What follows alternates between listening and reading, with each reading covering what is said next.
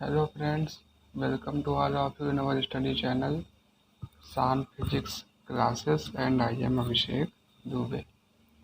जैसा कि आप लोग जानते हैं कि इस समय हम अपनी क्लास 9 की फिजिक्स का चैप्टर नंबर 3 जो कि हमारे बुक का चैप्टर नंबर 10 है ग्रेविटेशन या फिर गुरुत्वाकर्षण वो कर रहे हैं। और इसमें हमने 2 वीडियो जिसमें हमने small g, free fall, acceleration due to gravity, gravitation, properties of gravitation, ये सारी चीज़ें कवर कर ली हैं। अगर आपने वो वीडियो ना देखे हों तो डिस्क्रिप्शन में लिंक दिया है, आप जाके देख सकते हैं। और अगर देखे हों तो ठीक ही है फिर। तो जैसा कि आप देख सकते हैं कि आज ये हमारा लेक्चर नंबर 03 होने वाला है। लेक्चर नंबर 03 में आज के टॉपिक में हम वेट और मास, वेट एंड मास मतलब इसका मतलब होता है भार और इसका मतलब होता है द्रव्यमान। भार और द्रव्यमान में हम अंतर जानेंगे कि दोनों में अंतर क्या है, ये जानेंगे। और हमारी एनसीईआरटी बुक के ग्रेविटेशन में जो इन टेक्स्ट क्वेश्चन हैं उनको देखेंगे। जैसा कि हमने पहले आपको बताया भी है कि ग्रेविटेशन और फ्लोटेशन 2 चैप्टर जो हैं वो इसी चैप्टर के अंदर आ जाएंगे। इसलिए हम पहले अपना ग्रेविटेशन कंप्लीट करेंगे, उसके एक्सरसाइज के क्वेश्चन कर लेंगे, उसके बाद फिर फ्लोटेशन पर जाएंगे, फिर फ्लोटेशन का काम पूरा करेंगे। तो आज का हमारा लेक्चर नंबर 03 है। इसमें हम मास और बेस के बीच में अंतर जानेंगे, डिफरेंस और इंटरेस्ट क्वेश्चन। तो चलिए शुरू करते हैं। मास और वेट ज़्यादातर लोग इसको एक ही चीज़ समझते हैं और ये बेसिकली है भी एक ही चीज़, लेकिन फिजिक्स की लैंग्वेज में ये तो दोनों अलग अलग बातें हैं। तो इनके बीच में डिफरेंस क्या होता है ये हमने यहाँ पहले से लिख रखा है, आप पॉज करके नोट कर सकते हैं और फिर हम इसको आसानी से समझ लेंगे। ज़्यादा टाइम वेस्ट ना हो इसलिए हमने इसे पहले से लिख के रखा हुआ है। ठीक, तो आप पॉज करके नोट कर सकते हैं। तो चलिए शुरू करें। इस तरफ हमारा मास की प्रॉपर्टीज़ हैं, इस तरफ वेट की। अगर आपसे अलग अलग पूछ रहा है एक ही चीज़ के बारे में तो आप एक तरफ लिखिए, डिफरेंस पूछ रहा है तो आप दोनों को कंबाइन करके उनके बीच में क्या डिफरेंस है ये बता दीजिए। ठीक, तो मास जिसकी हिंदी द्रव्यमान होती है और भार की इंग्लिश होती है वेट। तो जैसा कि लिखा है कि mass is the quantity of matter contained in the body. इसमें सब ये दिया गया है क्वांटिटी ऑफ मैटर, मतलब कि उसमें कितना अमाउंट में, कितनी क्वांटिटी में उसमें मैटर दिया गया है। मैटर आप लोग जानते भी होंगे, पदार्थ इसकी इंग्लिश होती है हिंदी। तो पदार्थ का मतलब वही होता है कि anything which occupies space and have mass, हर वह वस्तु जिसमें द्रव्यमान होता है और जो जगह घेरती है उसे हम मैटर कहते हैं। तो वही लिखा हुआ है, क्वांटिटी ऑफ मैटर जो होती है उसी को हम कहते हैं मास। और वेट जो है, weight is the force of gravity. ये देखिए, ये एक नई चीज़ है इसमें, force of gravity acting on the body. Weight जो है वो जब किसी वस्तु पर जितना फोर्स ऑफ ग्रेविटी लगता है उसको जब हम नापते हैं तो कहा जाता है कि ये हमारा क्या है, वेट है, भार है। और वहीं पर उसकी क्वांटिटी जितनी होती है मैटर की उसे हम कहते हैं मास। तो बेसिक अंतर यही है दोनों में। दूसरा पॉइंट जैसे लिखा हुआ है, it is measure of inertia.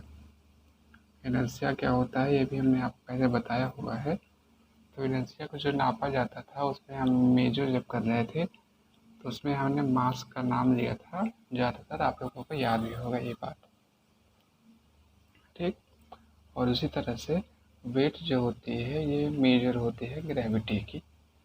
तो मास इनर्शिया का मेजर, वेट ग्रेविटी का मेजर। ठीक, और उसके बाद फिर तीसरा पॉइंट है क्वांटिटीज़ कौन कौन सी हैं। तो क्वांटिटी 2 तरीके की होती हैं, एक स्केलर और एक वेक्टर। स्केलर की हिंदी क्या होती थी, अदिश राशि। वेक्टर की हिंदी होती थी सदिश राशि। तो अदिश राशि है ये, अदिश राशि का मतलब है कि इट हैज़ ओनली मैग्नीट्यूड। इसमें केवल परिमाण होता है, दिशा नहीं होती द्रव्यमान में, लेकिन भार में मैग्नीट्यूड मतलब परिमाण भी होता है और उसके साथ साथ डायरेक्शन या फिर दिशा भी होती है। और फिर फोर्थ पॉइंट डी पॉइंट इसका डिफरेंस ये है, it is same at every place, हर स्थान पर यह सेम होता है, बराबर होता है, इक्वल होता है। मतलब ये हुआ कि जैसे हम अपना मास चाहे इंडिया में नापें, चाहे अमेरिका में नापें, चाहे स्पेस में नापें, चाहे जहाँ पर जाकर के भी नापें, पूरी अर्थ पर, तो वहाँ पर हर जगह मास जो है वो हमारा इक्वल ही होगा, उसमें कोई अंतर नहीं आएगा। लेकिन इसी जगह पर ये जो भार है, भार, वेट, इसमें परिवर्तन आ जाता है। इसमें परिवर्तन आने की वजह क्या है? Acceleration due to gravity, small g. Small g हमने आपको पढ़ा रहे थे जब, पिछले वाला वीडियो यही है, gravity and acceleration due to gravity. उसमें बताया है कि स्मॉल जी की जो वैल्यू होती है वो प्रेस पर डिपेंड करती है, प्रेस डिपेंडेंट होती है। तो इसी तरह से वेट जो है वो हमारी एक वेक्टर क्वांटिटी है, पहली बात। और दूसरी, ये प्रेस टू प्रेस चेंज होती रहती है, कांस्टेंट नहीं रहती। और यही एक शब्द यहाँ पर आता है, कांस्टेंट क्वांटिटी। कांस्टेंट क्वांटिटी मतलब क्या? कांस्टेंट मतलब बराबर, क्वांटिटी मतलब राशि, जिसकी वैल्यू कहीं चेंज ना हो, वही कांस्टेंट क्वांटिटी है। तो मास हमारा एक कांस्टेंट क्वांटिटी है, लेकिन वेट हमारी कांस्टेंट क्वांटिटी नहीं है। क्यों नहीं है वो बता दिए, क्योंकि ये प्लेस टू प्लेस वेरी करेगी, लेकिन ये सेम रहेगी। और फिर लास्ट पॉइंट है इसकी एसआई यूनिट। तो मास मेजर ऑफ एनर्जी है, इससे इसके एसआई यूनिट क्या हो गई? Kilogram KG. वेट क्या है? फोर्स ऑफ ग्रेविटी, इसलिए इसकी एसआई यूनिट हो गई क्या? न्यूटन। फोर्स की यूनिट न्यूटन होती है, तो इसकी भी यूनिट जो है वो न्यूटन ही हो जाएगी। तो मास और वेट में बेसिकली इतना ही डिफरेंस है। बस ये आपसे अगर कभी पूछेगा तो 1 नंबर 2 नंबर क्वेश्चन पूछता है, बाकी बहुत ज़्यादा इंपॉर्टेंट टॉपिक कोई है नहीं, और इसमें कोई बहुत बड़ा कॉन्सेप्ट भी नहीं है कि इसको बहुत ज़्यादा समझा जाए। जितना था वो हमने आपको जो है बता दिया है। ठीक, तो दोनों के बीच में डिफरेंस हो गया। अब चलिए हम चलते हैं अपने इंटेक्स्ट क्वेश्चन पर। तो इस चैप्टर में ग्रेविटेशन जितना टॉपिक आपका था वो अब कंप्लीट हो चुका है, यही लास्ट टॉपिक था। अब इसके बाद हम इसके इंटरेस्ट क्वेश्चन कर लेंगे इसी वीडियो में, और अगले वीडियो में फिर हम अपनी एक्सरसाइज जो है वो शुरू करेंगे। एक्सरसाइज में जैसे आप लोग अगर जानते हो तो क्वेश्चन नंबर 1 से लेके 18 तक वो हमारा ग्रेविटेशन का क्वेश्चन है, और उसके बाद में फिर आगे जो क्वेश्चन 19, 20, 21, 22 इसके आगे जितने हैं वो पूरे फ्लोटेशन के हैं। तो हम पहले ग्रेविटेशन वाला कंप्लीट करेंगे, उसके बाद फिर हम फ्लोटेशन पर जाएंगे। ठीक, तो इंटेक्स क्वेश्चन में पूरे टॉपिक के बचे हुए हैं। तो इंटेक्स क्वेश्चन आपके 3 हैं इसमें, पेज नंबर 134 पर एनसीईआरटी की, 136 पर और 138 पर। तो 134 पर जो क्वेश्चन दिया गया है उसमें आप देखेंगे तो पहला क्वेश्चन है, question number 01, state the universal law of gravitation. क्या पूछा है कि यूनिवर्सल लॉ ऑफ ग्रेविटेशन मतलब गुरुत्वाकर्षण का सार्वभौमिक नियम। तो ये क्या होता है, ये हमने आपको सबसे पहले वाले वीडियो में बताया है, आप जाके वहीं से सेम टू सेम कॉपी कर सकते हैं। तो ये पहला वाला हो गया। दूसरा, write the formula to find the magnitude of gravitational force between the earth and an object on the earth, on the surface of earth. इसमें हमसे पूछा है कि आप जो है फोर्स का मैग्नीट्यूड बताइए, मतलब डायरेक्शन से ज़्यादा लेना देना नहीं है। ग्रेविटेशन फोर्स का हमें, या एफ जी लिख लीजिए इसे, फोर्स ऑफ ग्रेविटेशन की वैल्यू बताइए, मैग्नीट्यूड बताइए। उसके लिए कंडीशन क्या क्या दिया गया है, कहाँ कहाँ, कि the earth and an object, एक ऑब्जेक्ट पर और दूसरा अर्थ पर। तो इसका फार्मूला क्या होता है, G M M upon R square या फिर डी स्क्वायर। तो यहाँ पर क्या हो जाएगा, force of gravitation is equal to G into mass of earth into mass of object upon square of radius of, किसके रेडियस है ये, अर्थ की। तो इसका जो आंसर है वो हमारा यही हो जाएगा। ये क्या है, मास of earth, mass of object, radius of अर्थ, और जी क्या है, यूनिवर्सल ग्रेविटेशनल कांस्टेंट इसकी वैल्यू कितनी होती थी 6.37 इंटू 10⁻11 न्यूटन मीटर स्क्वायर पर किलोग्राम स्क्वायर। ये सब हमने अपने पहले वीडियो में कवर किया है, आप जाके देख सकते हैं विस्तार से। ठीक, दो क्वेश्चन ये थे, पहला बता दिए हैं, दूसरा ये हो गया। क्वेश्चन नंबर तीसरा, ये अब आपके एनसीईआरटी की पेज नंबर 134 पे क्वेश्चन दिए गए हैं ये। तो इसमें क्वेश्चन नंबर हमसे पहला पूछा है कि what is do you mean by free fall. Free fall या फिर मुक्त पतन से आप क्या समझते हैं? तो मुक्त पतन वाला सेकंड वीडियो में है, आप जाके बिल्कुल सेम टू सेम कॉपी कर सकते हैं, वही चीज़ें हैं। और दूसरा acceleration due to gravity, acceleration due to gravity and free fall दोनों एक ही वीडियो में है, आप जाके वही पूरा नोट कर देंगे तो आपका काम इसमें बन जाएगा पूरी तरह से। ठीक, फिर आया क्वेश्चन पेज नंबर 138। तो इसमें बहुत ज़्यादा कुछ है नहीं, इसलिए हमने सोचा कि छोटा सा वीडियो बना के सब कंप्लीट कर दें, बाकी पढ़ाया पहले से गया ही है, जो एक आध क्वेश्चन बचे हैं वो बता दें तो काम चल जाएगा। ठीक, क्वेश्चन पेज नंबर 138 पर फिर दो क्वेश्चन दिए गए हैं। पहला क्वेश्चन है what are the difference between mass and an object and its weight. अब ये कहाँ पर है? ये तो अभी हमने इसी वीडियो में थोड़ी देर पहले पढ़ा हुआ है, आप बिल्कुल वही चीज़, इसका आंसर होगा तो वही आप नोट कर दें जरूरत पड़ने पर। अब जो इसमें इम्पोर्टेंट क्वेश्चन था जो हमने अभी तक नहीं पढ़ाया है आप लोगों को, इसके पहले बाकी सारी चीज़ें पहले से पढ़ाई गई थी, केवल उन्हें ऑर्गेनाइज तरीके से क्वेश्चन आंसर के रूप में आपको कॉपी में अपनी नोट कर लेना है बस। ठीक, तो मेन जो क्वेश्चन हमने आपको नहीं कराया था वो यही वाला है, क्वेश्चन नंबर 02। क्वेश्चन नंबर 02 में हमने से ये पूछा है, कहा है कि what is the weight of an object on moon, sorry why, क्यों is the weight of an object on moon is 1/6 its weight on the अर्थ।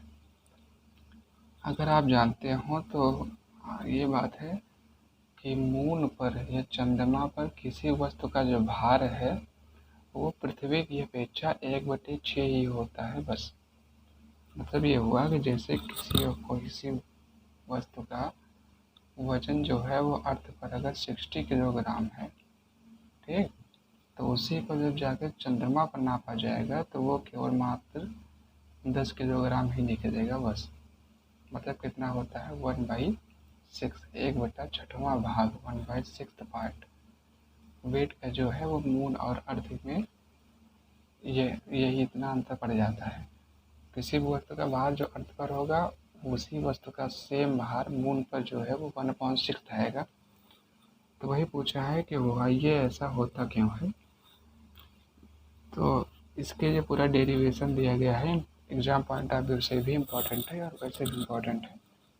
तो चलिए ये पूरा कर लेते हैं, उसके बाद फिर हमारा ये आज का वीडियो ख़त्म हो जाएगा और अगले में हम अपनी एक्सरसाइज शुरू करेंगे। ठीक, तो देखिए इससे पहले कुछ चीज़ें हैं वो आप पहले नोट करिए। मास ऑफ अर्थ, इस क्वेश्चन को सॉल्व करने के लिए हमें 5-6 चीज़ों की जरूरत पड़ेगी, 4 चीज़ों की। तो मास ऑफ अर्थ हमारा होता है 5.98 इंटू 10⁻24 किलोग्राम। ठीक, और मास ऑफ अर्थ और मून दो चीज़ों की बात हो रही है, तो मास ऑफ मून हो जाएगा 7.36 इंटू 10⁻22 किलोग्राम। जैसे आप अगर देख रहे हो तो इसमें 10⁻2 अंतर है, मतलब 100 गुने का अंतर। तब मास ऑफ मून जो है वो अप्रोक्सीमेटली अर्थ के मास का, या अर्थ का जो मास है वो मून के मास का लगभग 100 गुना ज़्यादा है। और फिर रेडियस ऑफ अर्थ कितना है और रेडियस ऑफ मून, ये दो चीज़ें हमें और जाननी पड़ेंगी। जब आपको क्वेश्चन करने को देगा तो मोस्ट ऑफ प्रोबेबिलिटी यही होती है कि वो आपको ये सारी वैल्यूज जो हैं वो दिए रहता है, जैसे ही आपको यही ब्रैकेट में करके दे देगा। बट अगर बाय द वे नहीं दिया है तो फिर आप कुछ चीज़ें याद रखने की आवश्यकता है। ठीक, तो मास ऑफ अर्थ हो गया, मास of moon, radius of earth, radius of moon. अब ये चीज़ें हम निकाल क्यों रहे हैं, क्योंकि हमें पता है कि we know that F is equal to G M M upon R square. M क्या है, मास ऑफ अर्थ या मास ऑफ बड़ी वाली बॉडी, एम है मास ऑफ छोटी वाली बॉडी। तो यहाँ पर एक मास का मतलब एक ये देखिए एक ऑब्जेक्ट भी दी गई है, तो यहाँ पर एक बार अर्थ ऑब्जेक्ट, फिर अगली बार मून एंड ऑब्जेक्ट तो रखेंगे।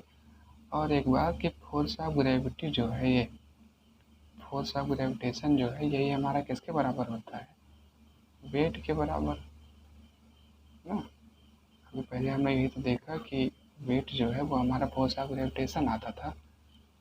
तो वहाँ से भी अगर हम देखें एफ इज इक्वल टू, हम चाहें तो जैसे डब्ल्यू ले सकते हैं, डब्ल्यू, क्योंकि यहाँ पर हमसे वेट के ही बारे में पूछा है, तो हमें यहाँ पर फोर्स ना कंसिडर करके वेट कंसिडर करना पड़ेगा। ठीक, तो ये इतना होने के बाद अब हम फिर अपना क्वेश्चन शुरू करें। तो force on moon upon force on earth का मतलब क्या हो गया कि mass of object on moon, weight of object on moon upon weight of object on earth. अब देखिए कितना हो गया कि G mass of earth, mass of object upon mass of, पहले मून है ना, अपॉन रेडियस ऑफ मून का square upon G mass of earth into mass of object upon radius of earth का स्क्वायर। यहाँ तक कोई दिक्कत नहीं है। तब इसे थोड़ा सा अगर ऑर्गेनाइज्ड तरीके से लिखें तो ये हमारा आ जाएगा G M M into M O, देखिए ये इसके साथ जाएगा, ये वाला इसके साथ आएगा, इंटू रेडियस ऑफ अर्थ का स्क्वायर अपॉन जी यहाँ से into mass of earth into mass of object into radius of moon का स्क्वायर। ये कैसे हुआ, ये हमने आपको पहले बताया है कि बीच बीच वालों का गुणा एक साथ होता है, ऊपर नीचे वालों का गुणा एक साथ होता है। तो इतना करने से जी से जी हमारा कैंसिल हो जाएगा, मास ऑफ ऑब्जेक्ट से मास ऑफ ऑब्जेक्ट कैंसिल हो जाएगा। तो बचेगा यहाँ हमारा mass of moon into radius of earth का square upon mass of earth into radius of moon का स्क्वायर। अब ये सारी चीज़ें हमने पहले से निकाल के रखा हुआ है। मास ऑफ मून हमारा कितना था, 7.36 इंटू 10⁻22 ना, यूनिट अभी सबसे लास्ट में लिख देंगे, 6.37 इंटू 10⁻6 का whole square upon mass of earth कितना आ जाएगा, 5.98 इंटू 10⁻24 इंटू 1.74 इंटू 10⁻6 का। और इसका ये सारी वैल्यू हमने पहले देखी नोट की हुई थी, उतनी तो हमने यहाँ पर इसके अवॉइडेंस में उतार दिया। अब हम इसे जो है सॉल्व करेंगे। अब इसकी जो यूनिट ऊपर आएगी ये मास है, इसकी यूनिट आ जाएगी किलोग्राम, और ये हमारा डिस्टेंस है, इसकी यूनिट आ जाएगी metre square, kilogram metre square. Unit same है, कट जाएगी, कैंसिल हो जाएगी, क्योंकि जो चीज़ ऊपर है वही चीज़ नीचे, तो उसमें उससे कोई बहुत परेशान होने वाली बात नहीं है। Weight on moon and weight on earth. अब इसे और सॉल्व करेंगे तो ये हमारा आ जाएगा 7.36 इंटू 10⁻22 इंटू 5.98। बहुत अच्छा होगा कि अगर आप इसे एक बार पॉज करके अपने आप से ट्राई करें, क्योंकि इसमें कुछ कठिन नहीं है, उसके अंदर थोड़ा पॉइंट और पावर वाले मल्टीप्लिकेशन है। तो अगर आ जा रहे हैं आप पर बहुत अच्छी बात है, अगर नहीं आ रहे हैं तो आप यहाँ पर देखिए कैसे किया जा रहा है। 10⁻22 को 24 वाले को ऊपर जाएंगे तो यहाँ से माइनस में आ गया ये 7.36 अपॉन 5.98, ठीक है, इंटू अब इसके बारे में बात करेंगे, ये इतना तो 6.37 इंटू 6.37 जब आप मल्टीप्लाई करेंगे तो आपका जो आंसर है वो आ जाएगा 40.5769 अपॉन 1.74 1.74 जब मल्टीप्लाई करेंगे तो आ जाएगा 3.0276 इंटू 10⁻12 इंटू 10⁻12 6 दूना 12 6 दूना 12। ये इनसे कैंसिल, ये इससे कैंसिल। तो उसके बाद किया जाए फिर 7.36 इंटू 10⁻⁻2, ठीक है ना, अपॉन 5.98 इंटू 40.5 अपॉन 3.02। अब जब आप इसे भी सॉल्व करेंगे तो इसे अगर आप चाहें तो वैसे देख सकते हैं 7.36 इंटू 40.5 अपॉन 598 इंटू 3.02। 10⁻⁻2 जो है 10⁻⁻2 का मतलब हो गया कि 1/100। 1/100 जब नीचे जाएंगे तो इसमें मल्टीप्लाई करेंगे तो 598 पूरा हो जाएगा। और जब आप इसे भी सॉल्व कर देंगे तब आपका जो आंसर है वो आएगा 298.08 अपॉन 1804.96। आप अगर देख लीजिएगा, हम इसे पहले से किए हुए हैं, हमें याद है, ये इतना हो जाएगा। और उसके बाद में फिर जब आप इसे भी सॉल्व करेंगे तो इसमें आपका अगर डिवाइड करेंगे सीधा सीधा तो आंसर आएगा 0.16। और अगर इसे 2 से काटते चले जाएंगे तब आपका आंसर आ जाएगा 1/6। तो यहाँ से हमारा कंक्लूजन क्या निकला कि weight on moon upon weight on earth is equal to कितना है 1/6। लेकिन यहीं से हमारा हो गया कि किसी भी ऑब्जेक्ट का वेट जो है वो जितना मून पे है, मून पे अगर 1 रहेगा तो अर्थ पे उसका मास 1/6 रहेगा। इक्वल का मतलब यही होता है कि सामने वाले के लगभग बराबर, इक्विवेलेंट। तो वेट ऑन मून अगर 1 है तो वेट ऑन अर्थ 6 होगा। अगर वेट ऑन अर्थ 6 है तो वेट ऑन मून 1 होगा। ठीक, तो इसे आप 2-3 बार ट्राई कर लीजिएगा। छोटी छोटी कैलकुलेशन हैं, बस पॉइंट वाली हैं, पावर वाली, इसलिए हल्का सा कन्फ्यूजन हो सकता है। तो बाकी आप देखिएगा, इसमें कोई बहुत ज़्यादा मुश्किल नहीं है। तो इंटरेस्ट क्वेश्चन आपके इतने ही थे कुल मिला के। अब हमारा ग्रेविटेशन का जितना कॉन्सेप्ट था बुक के अंदर वाला वो हमने कंप्लीट कर लिया है। और अब हम अपने अगले वीडियो में इससे की एक्सरसाइज करेंगे। एक्सरसाइज में क्वेश्चन नंबर 1 से लेके 18 तक हैं। तो इसमें कोशिश करेंगे तो पहले वीडियो में हमारा 9 क्वेश्चन तक हो जाए, तो अगले में 18 तक बढ़ा कर 2 वीडियो में कंप्लीट कर दिया जाएगा। और उसी के साथ फिर हमारा ग्रेविटेशन पूरा होके हम शुरू कर देंगे क्या, रोटेशन। ठीक, तो ओके बाय, टेक केयर। ये वाला आप एक बार फिर से ट्राई कर लीजिएगा, देख के 2-3 बार जितना ट्राई किए रहेंगे उतना आसानी होगी एग्ज़ाम में। ठीक, तो okay, goodbye, take care, keep on studying. मिलते हैं अपने अगले वीडियो में एनसीईआरटी की एक्सरसाइज के साथ में। बाकी तो सारे कॉन्सेप्ट कंप्लीट ही कर लिए हैं। तो ठीक है, keep on studying, thank you.